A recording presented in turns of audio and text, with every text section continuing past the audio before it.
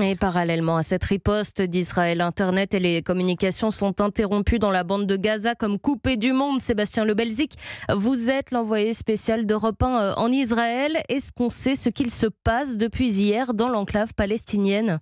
Écoutez, depuis cette annonce de l'état-major israélien qu'on vient d'entendre, nous n'avons pas beaucoup plus de détails sur l'ampleur de cette offensive. Alors les rares images que l'on a pu voir montrent effectivement des frappes très importantes sur le nord de la bande de Gaza. L'objectif, comme l'a redit Tsahal, c'est de détruire les infrastructures militaires du Hamas et surtout les souterrains et les tunnels dans lesquels les terroristes se cachent. On sait que ça représente plusieurs milliers de kilomètres et qu'ils se trouvent parfois jusqu'à 40 mètres de profondeur. Il faut donc des frappes très puissantes.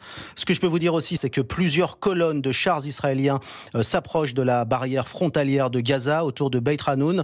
L'infanterie devrait donc suivre et on s'attend cette nuit à des combats acharnés, meurtriers. Le Hamas se dit prêt aux affrontements et on sait que les terroristes ont tendu des pièges, posé des mines anti-chars et qu'ils se préparent depuis 3 semaines maintenant à cette offensive terrestre de l'armée israélienne qui semble donc avoir débuté cette nuit à Gaza. Et puis de l'autre côté, ici à Tel Aviv où je me trouve, il y a eu d'importants barrages de roquettes tirées par le Hamas toute la journée. Il y a plusieurs blessés. Merci Sébastien Lebelzik, envoyé spécial d'Europe 1 en Israël.